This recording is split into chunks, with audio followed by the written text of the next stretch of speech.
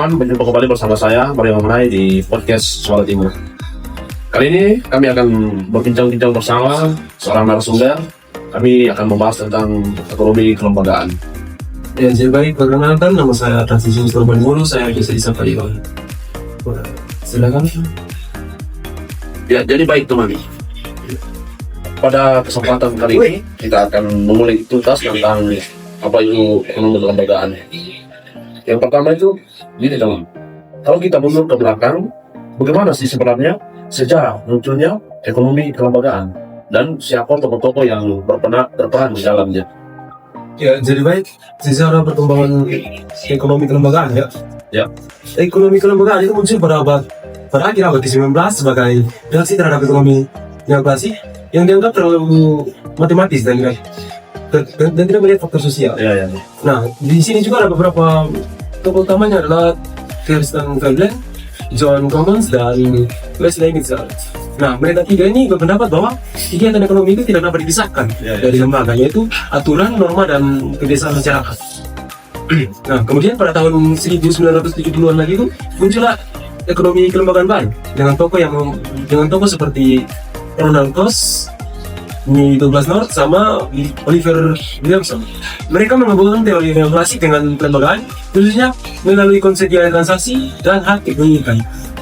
Jadi secara umum ada dua tahap penting, yaitu Old Institutional Economic dan New Institutional Economic. Ya. Nah, ini baik teman. Menarik ini. Kamu dibandingkan dengan ekonomi arus utama atau mainstream ekonomi, apa sih perbedaan mendasar dari keduanya? Perbedaan dengan ekonomi arus utama ya? Iya. Ada beberapa perbedaan, yaitu yang pertama, perbedaan yang mendasar terletak pada cara memandang manusia dan pasar. Yang kedua, ekonomi arus utama menganggap bahwa manusia rasional sempurna, hanya mengejar keuntungan dan pasar selalu efisien. Sedangkan ekonomi kelembagaan melihat manusia sebagai makhluk sosial dengan rasional terbatas yang dipengaruhi oleh budaya, nilai, dan norma. Nah, yang berikut lagi ada perbedaan mendasarnya terletak pada cara memandang manusia dan pasar. Kalau ekonomi arus utama menganggap manusia rasional sempurna, hanya mengejar keuntungan dan pasar selalu efisien. Sedangkan ekonomi kelembagaan melihat manusia sebagai makhluk sosial dengan rasional terbatas yang dipengaruhi oleh budaya, nilai, dan norma.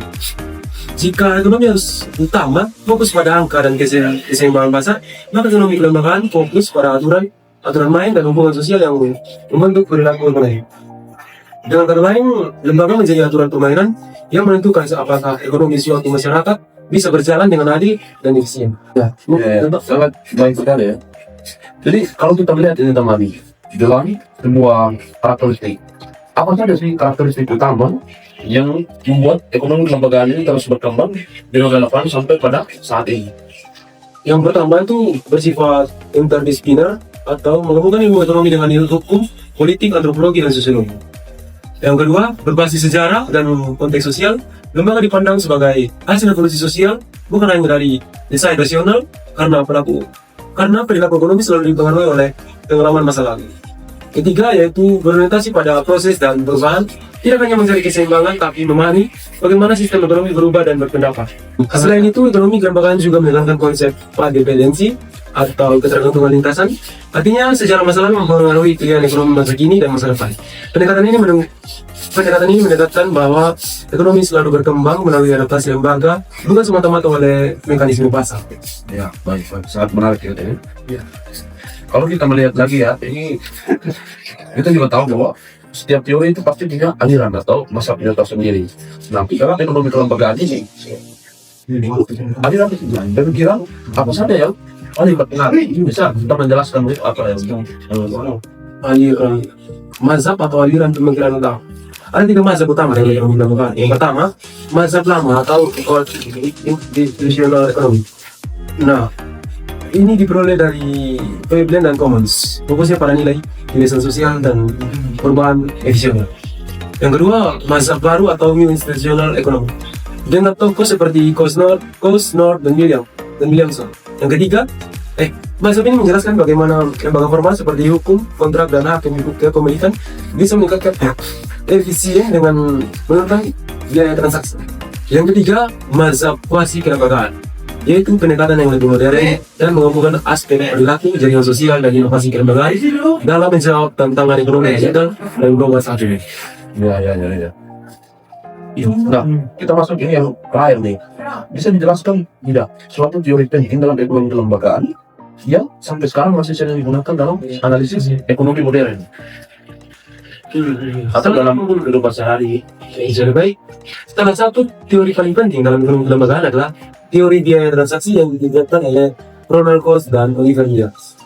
Nah, teori ini menjelaskan bahwa setiap kegiatan ekonomi seperti jual beli atau kerjasama selalu menimbulkan biaya tambahan, biaya mencari informasi, negosiasi, dan pengawasan. Institusi hadir untuk mengurangi biaya transaksi tersebut agar ekonomi berjalan lebih efisien. Terima kasih banyak ya teman sudah berbagi ilmu untuk kami dan juga untuk para pendengar. Mungkin sekian yang dapat kami bagikan. Jangan lupa untuk terus menonton channel kami. Tuhan memberkati. Terima kasih banyak. See you next time.